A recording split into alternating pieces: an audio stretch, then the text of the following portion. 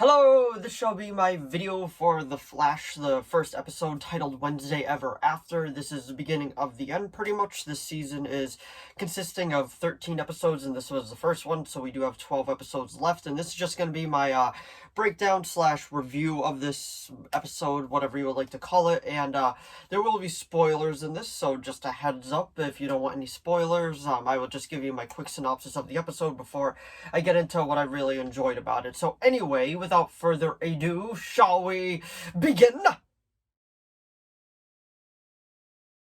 So like I said before, this video will encompass spoilers and all that, but if you would like my general synopsis on the episode first before before I get into spoilers, I think it was a really solid episode. I thought it was a good opening to the season, the final season, and just kind of gave us just a good feeling vibe, which I'm always for with The Flash, because I feel like that's when The Flash shines, even though season 3 is one of my favorite favorite seasons. I feel like the show is always meant to be a bit more lighthearted, and Eric Wallace said, you might count this as a spoiler, it hasn't happened yet, but he said it openly in an interview, so I don't know if I would consider it a spoiler, but he said himself that the Flash show is going to end on a happy note, where they're not a sad show, so there's no reason to absolutely make it sad whatsoever.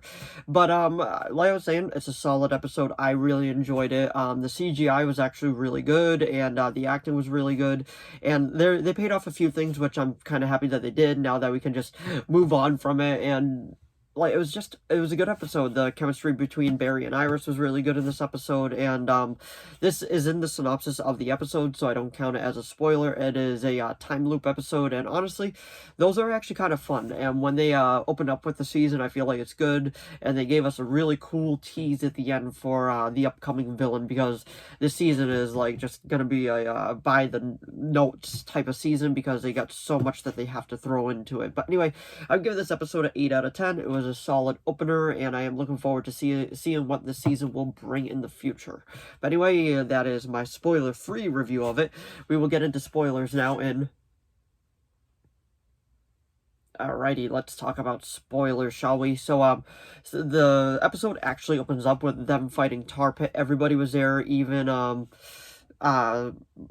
Killer Frost, which, if you know from the last season, Killer Frost is dead, so I was very confused by that, and seeing Tar Pit back again since season 2, that was actually really cool, and I was just very confused, and then we realized that it was actually a dream that Barry was having, and he just keeps having the same dream again and again and again, and then they have to go stop this guy that's trying to hijack, like, I don't even remember what it was. They said it was some fancy word, and it turns out to be the new version of Captain Boomerang.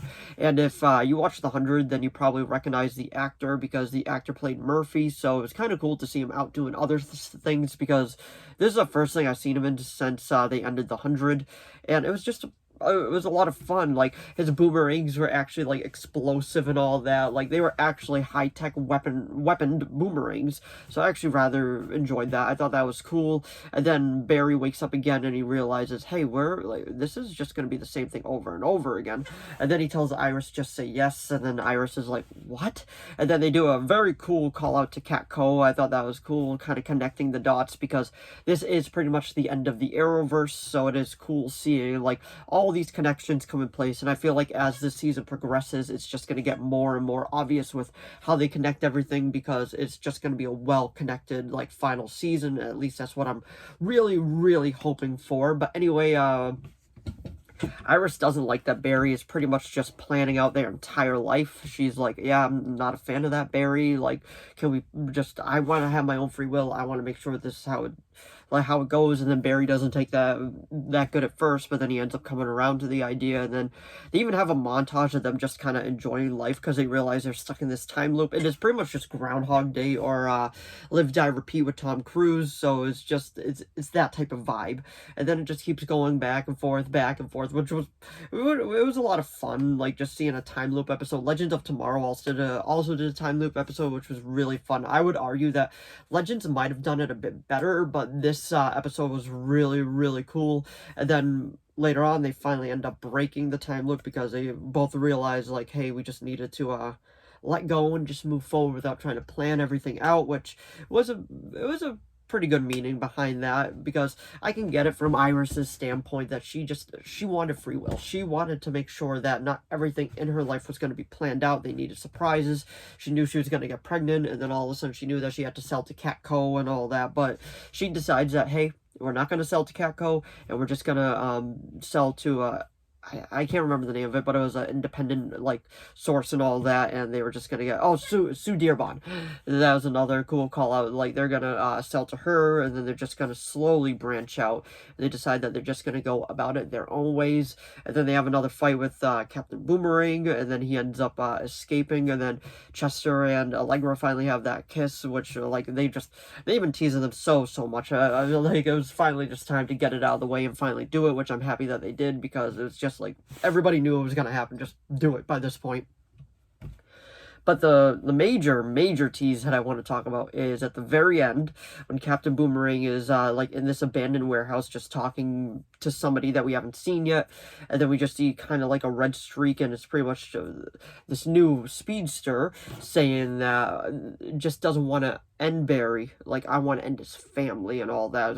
Kind of sound a little bit like WWE with the Roman Reigns story right now, but pretty much this speedster absolutely hates Barry, like, 100%, and they did say, we will understand why, and then that speedster, lo and behold, is Red Death. Now, if you read any of the modern comic books, you know exactly who Red Death is, so that is very exciting. I am super pumped for that, and the reason that they call this episode Wednesday Ever After is no relation to the character Wednesday Addams, but it is pretty much just because the show comes out on Wednesday nights. I know I'm making this video on a Saturday, so I do apologize about that. I was slacking a little bit, but it comes out on Wednesday nights, and they were just stuck in a constant time loop of Wednesdays, and I thought that was fun. Like, they went about it in a good way, and I thought it was good.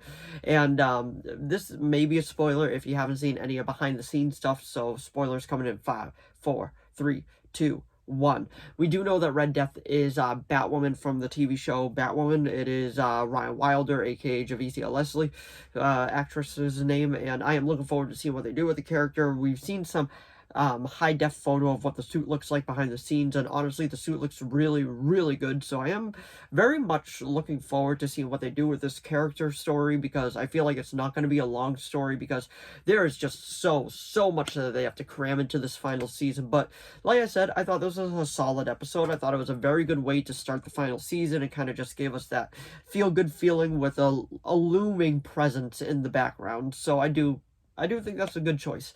But anyway, that was my review of The Flash Season 9, Episode 1, Wednesday Ever After. So if you enjoyed this video, please give it a like and a subscribe so I know to keep making more of these. If you have any video requests, please leave them down in the comments below. I'll do my best to reply.